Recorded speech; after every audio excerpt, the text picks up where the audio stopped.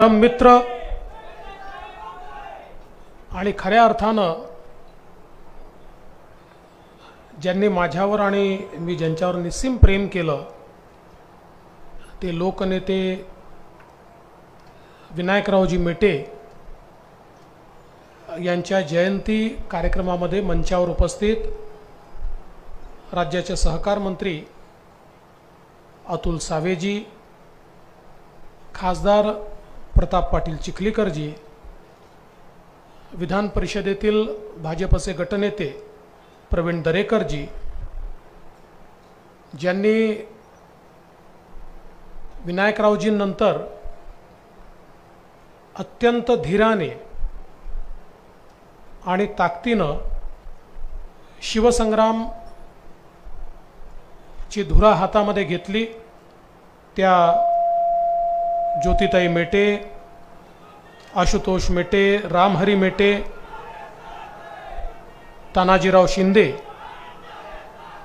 आमदार भारतीताई लवेकर, नमिताताई मुंदडा, संदीपजी क्षीरसागर, आमचे मित्र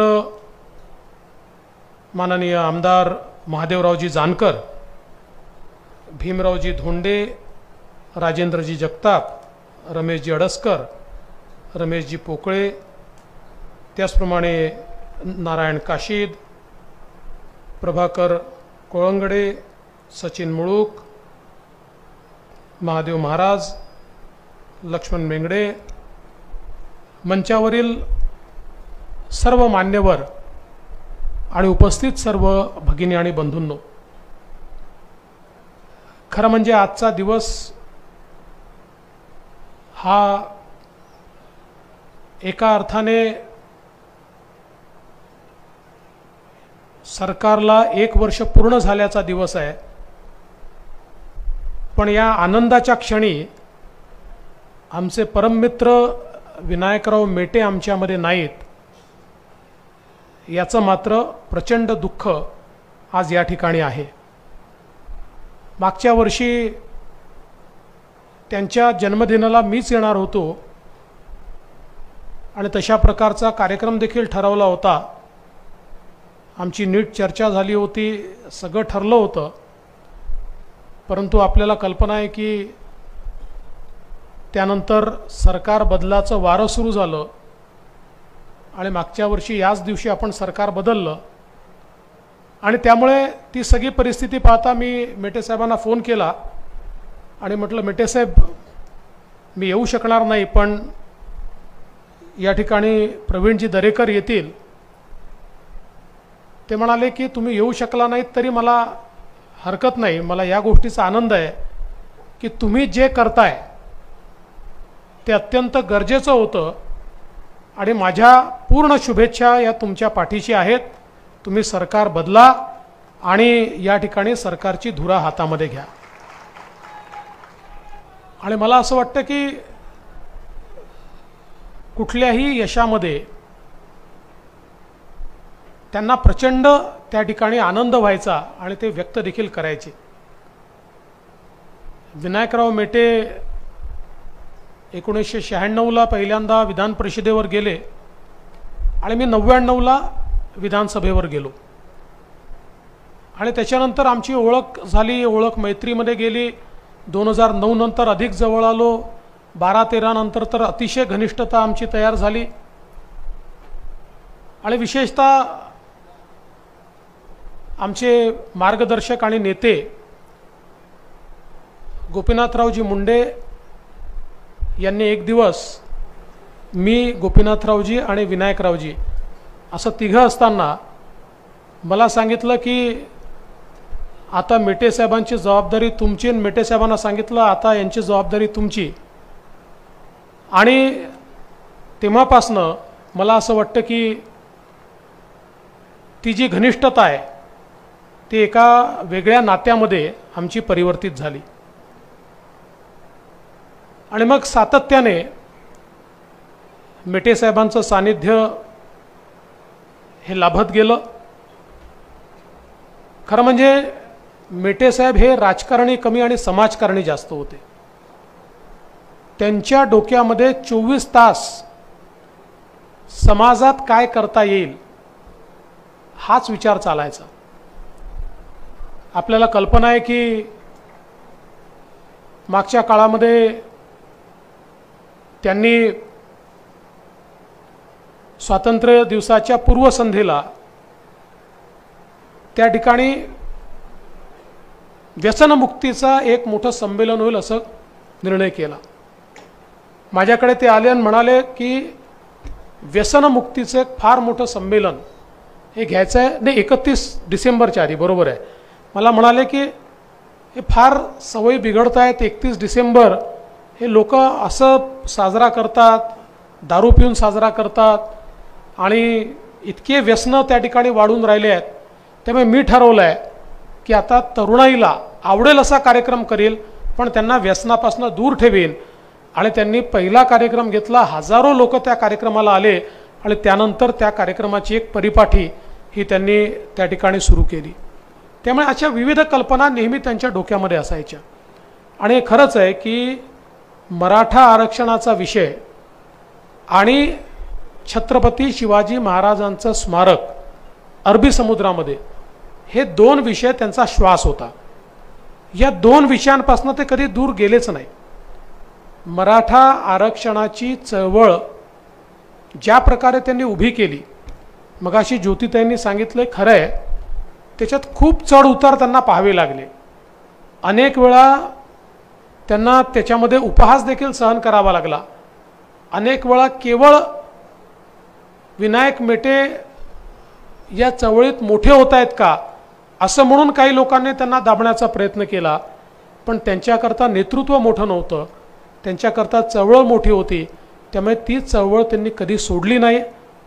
त्यांनी या चळवळीमध्ये अत्यंत अभ्यासपूर्ण, आपल्याला कल्पना असेल की सगळी जी काही न्यायालयीन लढाई देखील चालली, या न्यायालयीन लढाईमध्ये विनायकरावांचा एक स्वतःचा मोठा वाटा असायचा। विनायकरावांचे स्वतःचे वकील असायचे। विनायकराव स्वतः मुंबई असो, दिल्ली असो, हायकोर्ट असो, सुप्रीम कोर्ट असो, प्रत्येक तारखेला उपस्थित असायचे आणि एक आपला पॉइंट ऑफ व्ह्यू हा त्या ठिकाणी ते सातत्याने मांडायचे। आणि मला आठवतं की ज्यावेळी आम्ही मराठा आरक्षणाचा निर्णय केला, त्यामध्येही एक मोठं कॉन्ट्रीब्युशन हे विनायकरावांचं होतं।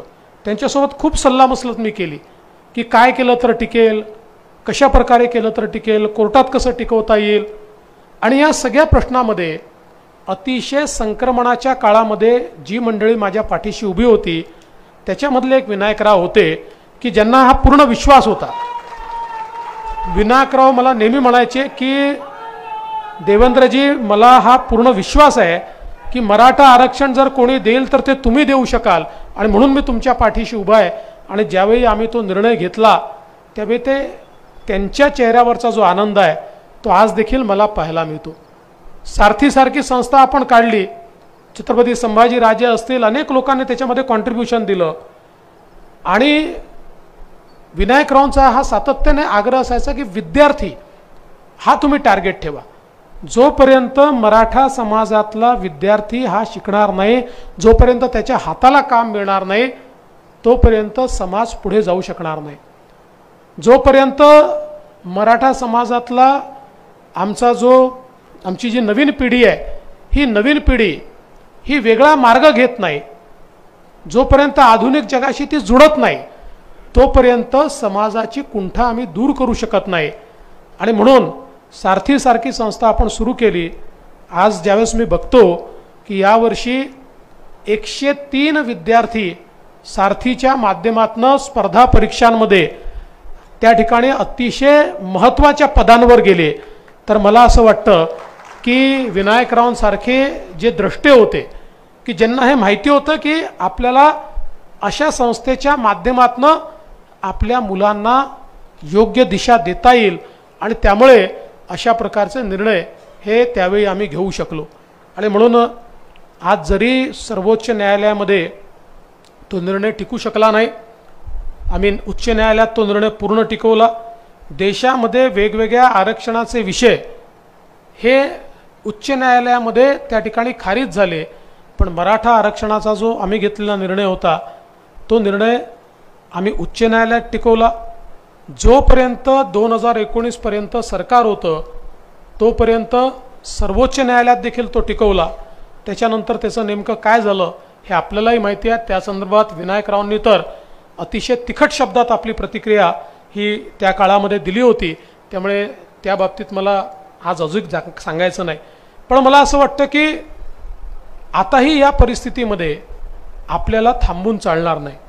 आणि मी देखील ज्योतिताई आपल्याला सांगतो की आपण ज्या प्रकारे सांगितलं की विनायकरावांचं स्वप्न होतं मराठा आरक्षण, आपलं सरकार हे त्याकरता पूर्णपणे कटिबद्ध आहे आणि त्याच्याकरता जे जे करावं लागेल ते सगळं करण्याची तयारी आपल्या सरकारची आहे. मला या ठिकाणी सांगितलं पाहिजे की मुख्यमंत्री एकनाथराव शिंदेजींनी अतिशय ताकदीनं निर्णय घेतला, हिमतीनं निर्णय घेतला आणि जे तरुण सिलेक्ट झाले होते पण सिलेक्ट झाले होते आणि आरक्षण गेलं म्हणून ज्यांना त्या ठिकाणी नोकऱ्या मिळत नव्हत्या अशा हजारो तरुणांना आपल्या सरकारने सुपर न्यूमररी पदं तयार केली आणि त्या पदांवर त्या ठिकाणी नेमणुका दिल्या. आज ते सगळेजण त्या ठिकाणी सरकारच्या नोकरीमध्ये आहेत. त्यामुळे हा जे काही विनायकरावांचं स्वप्न आहे की मराठा समाजातल्या आणि विशेषतः मराठा समाजातलेही विस्थापित मराठा समाजातले जे लोक आहेत, प्रस्थापित तर कमी आहेत, मुठभर आहेत, पण मोठा समाज आहे जो आजही शेतीवर अवलंबून आहे, जो आजही काही प्रमाणात आपल्याला अगदी हमाली देखील करताना दिसतो, काही ठिकाणी आपल्याला माथाडी कामगार म्हणून तो त्या ठिकाणी दिसतो, असा जो समाज आहे ज्याच्याकडे काही पोचलं नाही आहे, त्यांच्याकरता विनायकरावांचं मन हे तिळतिळ तुटायचं आणि त्यांच्याकरता परिवर्तन झालं पाहिजे अशा प्रकारची त्यांची त्या ठिकाणी इच्छा असायची. खरं म्हणजे आपल्याला सगळ्यांना कल्पना आहे की त्यांचं व्यक्तिमत्वही अतिशय गरिबीतनं घडलं. एक सामान्य मुलगा की जो मुंबईमध्ये रंगकाम करण्याकरता त्या ठिकाणी आला, पण काहीतरी करायचं आहे, रंगकाम करता करता सामाजिक त्या ठिकाणी एक संघटन उभं केलं पाहिजे. अनेक सामाजिक संघटना उभ्या केल्या, तरुणाईला एकत्रित केलं, कॉलेजच्या तरुणाईला एकत्रित केलं. म्हणजे खरं तर 31 जानेवारी 1996ला ते त्या ठिकाणी विधान परिषदेवर आमदार झाले. पण 25 जानेवारीला देखील म्हणजे 5 दिवस आधी देखील विनायकरावांनी रंगकाम त्या ठिकाणी हातात घेतलं होतं आणि ते रंगकाम केलं होतं. पण ते सांगायचे की मी आमदार होणार आहे आणि त्यांनी ज्यावेळेस आपल्या सोबतच्या लोकांना सांगितलं की मी आमदार होणार आहे त्यांना वाटलं हे काहीतरी सांगतायत, त्यामुळे ते कोणी शपथविधीला देखील त्यांच्या गेले नाहीत. पण अशा प्रकारे अगदी सामान्य गावातनं आलेल्या या तरुणांनी आपल्या भरोशावर, आपल्या ताकदीच्या भरोशावर त्या ठिकाणी आमदारकी मिळवली आणि सातत्याने इतके वर्ष त्यांच्या संबंधांमुळे, त्यांच्या कार्यामुळे त्या ठिकाणी ते आमदार म्हणून काम करत राहिले आणि अतिशय मोलाचं काम हे आमदार म्हणून देखील त्यांनी केलं. आज आपण जर विधान परिषदेतले त्यांची भाषणं बघितली, खरं म्हणजे विलासराव अनेक वेळा म्हणायचे, माननीय स्वर्गीय विलासरावजी देशमुख हे अनेक वेळा म्हणायचे की विनायकरावांचा स्वभाव असा आहे की ते भेट घेण्याकरता येतात पण मार्गदर्शन करून जातात. आणि खरंच होतं की विनायकरावांजवळ इतकं ज्ञान होतं, इतकी माहिती होती आणि कुठल्याही गोष्टीच्या खोलात शिरायचं, आतपर्यंत शिरायचं. आणि त्यामुळे एखादी गोष्ट ज्यावेळेस ते सांगायला यायचे त्यावेळी त्याचा अभ्यास करून चारही अंगाने ती गोष्ट ते तुमच्यासमोर ठेवायचे, जेणेकरून त्यांनी जी गोष्ट हातामध्ये घेतली आहे त्यात तुम्ही कन्व्हिन्सच झाले पाहिजे, अशा प्रकारचा त्यांचा स्वभाव होता. आणि म्हणून त्यांचं मार्गदर्शन अनेक वेळा अनेक बाबतीमध्ये हे मला देखील त्या ठिकाणी लाभलं. खरं तर मुख्यमंत्री झाल्यानंतर विनायकराव ज्यावेळेस म्हणाले की अनेक वर्ष झाले देवेंद्रजी मी अरबी समुद्रामध्ये छत्रपती शिवाजी महाराजांचं स्मारक झालं पाहिजे हा प्रयत्न करतोय आणि आता तुम्ही जर मनावर घेतलं तर हे होऊ शकतं. आम्ही ते मनावर घेतलं, त्या सगळ्या गोष्टी आम्ही त्या ठिकाणी केल्या, इतके अडथळे आले, सगळ्या परवानग्या आम्ही घेतल्या आणि सगळ्या परवानग्या घेऊन तिथलं भूमिपूजन झालं. इतकी त्यांची धडपड होती, त्या ठिकाणी काम सुरू करण्याकरता ते गेले, जाताना इतका भयानक ॲक्सिडेंट झाला. खरं म्हणजे तो एक प्रकारचा पुनर्जन्म होता त्यांचा. त्यात एक आपले अतिशय चांगले कार्यकर्ते त्यात गेले, पण अक्षरशः अशी अवस्था होती मी जीव मुठीत धरून बसलो होतो, कारण समजत नव्हतं. रेस्क्यू टीम गेल्या होत्या आणि 22-25 लोक सगळे त्या समुद्रात अडकलेले आहेत. सुदैवाने इतर सगळ्यांना आपण त्यातनं काढू शकलो, पण ते थांबले नाहीत. लगेच त्याच्यानंतर त्या ठिकाणी दुसऱ्या तिसऱ्या दिवशी जाऊन काम सुरू झालं पाहिजे, काम त्यांनी सुरू करून घेतलं. त्या ठिकाणी काही मासेमारी करणारे लोक होते, त्यांच्या काही शंका होत्या, त्यांच्यासोबत बैठका केल्या. त्या बैठका करून त्यांना सांगितलं की तुम्हाला काय पॅकेज पाहिजे ते पॅकेज आम्ही तुमच्याकरता करतो. आणि ते अरबी समुद्रातलं काम हे खरं म्हणजे त्यांनी सुरू केलं. तिथे रिक्लेमेशनचं काम देखील सुरू झालं होतं. दुर्दैवाने काही लोक कोर्टात गेले, हायकोर्टात तर आम्ही जिंकलो, पुन्हा सुप्रीम कोर्टामध्ये स्थगिती आली आणि त्याच्यामुळे ते काम अडकलं. आता सुप्रीम कोर्टाने स्थगिती तर कायम ठेवली आहे, पण हायकोर्टाला सांगितलं आहे की तुम्ही नव्याने याच्यात निर्णय घ्या.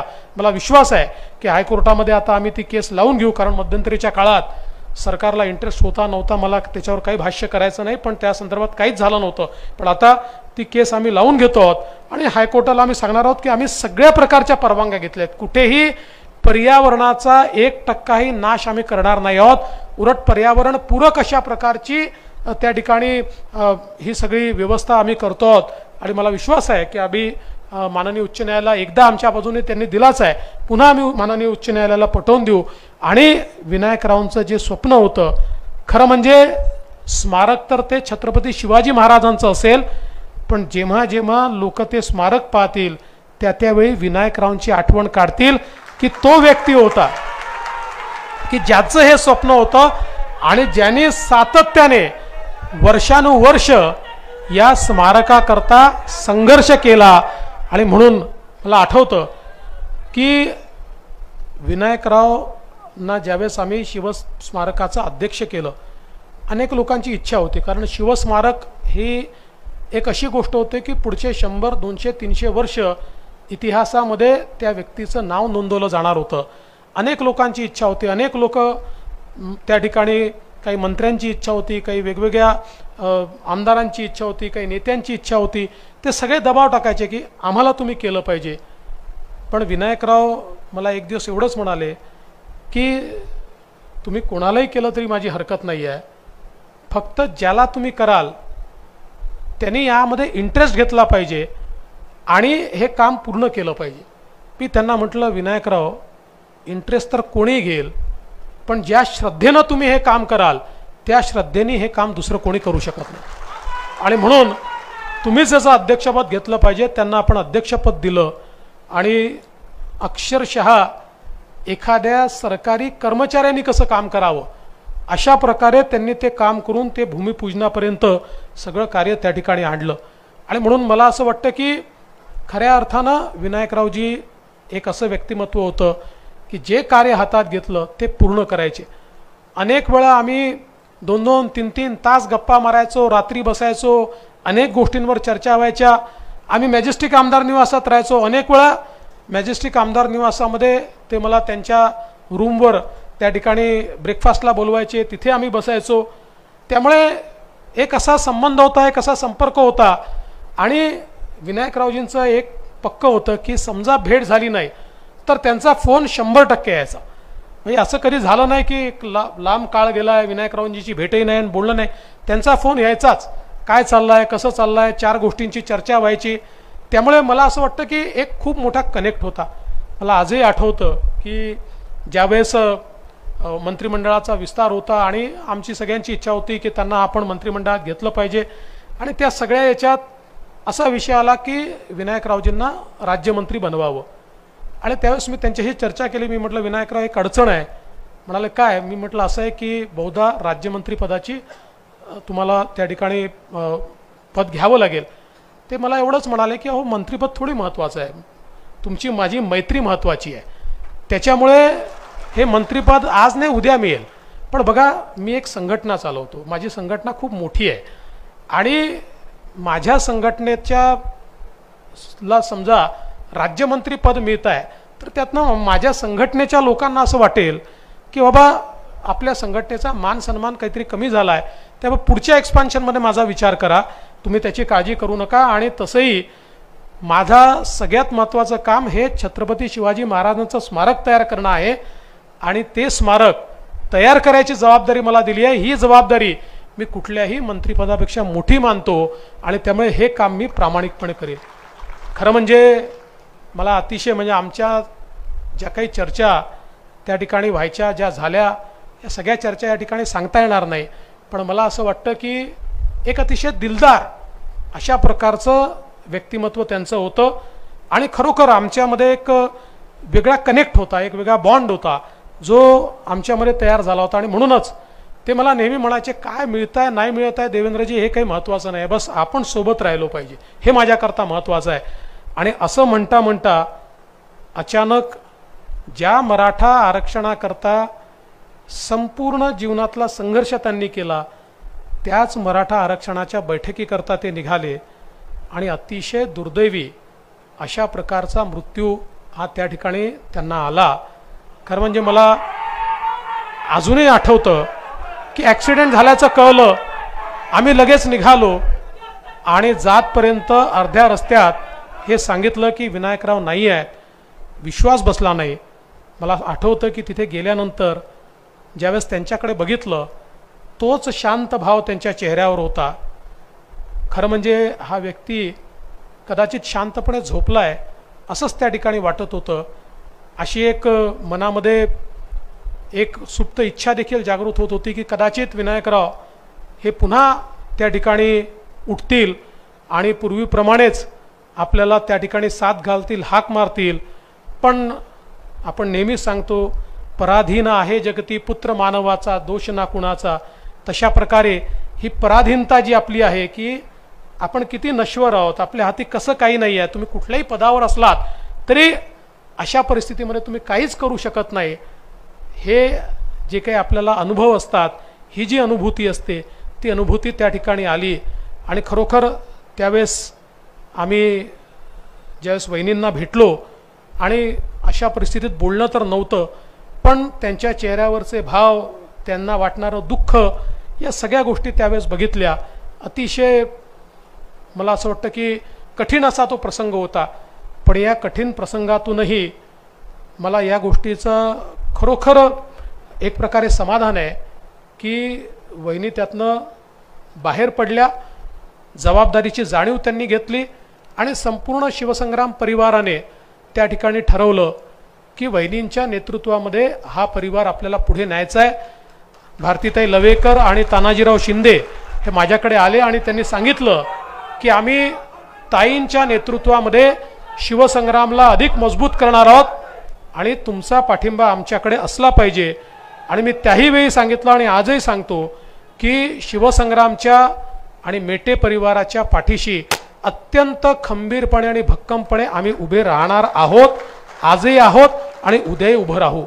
आज खरं म्हणजे आपण एक निवेदन दिलं आहे मेटे साहेबांच्या स्मारकाच्या संदर्भात आणि ITIची जी जागा आहे त्या ठिकाणी मेटे साहेबांचा पुतळा हा तयार व्हावा अशा प्रकारची मागणी आपण केली आहे. खरं म्हणजे हे जे ITI आहे या ITIलाच मेटे साहेबांचं नाव आपण देऊ आणि त्या परिसरामध्ये मेटे साहेबांचं एक स्मारक आणि त्यांचा पुतळा हा त्या ठिकाणी उभारू आणि त्याकरता जो काही निधी लागेल तो राज्य सरकारच्या वतीनं आम्ही त्या ठिकाणी उपलब्ध करून देऊ, जेणेकरून बीडमध्ये आल्यानंतर ही जी एक प्रकारे त्यांची कर्मभूमी आहे या कर्मभूमीमध्ये त्यांचं एक स्मारक तर आहेच, पण त्याहीपेक्षा त्यांचं एक पुतळा जो आपल्याला प्रेरणा देईल अशा प्रकारचा एक पुतळा हा निश्चितपणे या निमित्ताने आपण तयार करू. मी पुन्हा एकदा आपल्या सगळ्यांना आश्वस्त करतो की आमच्या या मित्राचं स्वप्न पूर्ण झालं पाहिजे म्हणून आम्ही सगळे पूर्ण ताकदीनं, पूर्ण क्षमतेनं त्या स्वप्नांचा पाठपुरावा करू. आणि मला विश्वास आहे की ज्यावेळी हे स्वप्न आम्ही पूर्ण करू शकू त्यावेळी स्वर्गामध्ये किंवा जिथे कुठे आकाशामध्ये आमचे मित्र विनायकराव मेटे असतील, निश्चितपणे त्यांचा तो जो काही राजबिंडा चेहरा होता त्याच्यावरचं जे हास्य होतं ते हास्य आम्हाला पुन्हा एकदा पाहायला मिळेल असा विश्वास व्यक्त करतो. त्यांना आजच्या दिनाच्या निमित्ताने आदरांजली अर्पित करतो आणि माझं बोलणं संपवतो. जय हिंद, जय महाराष्ट्र.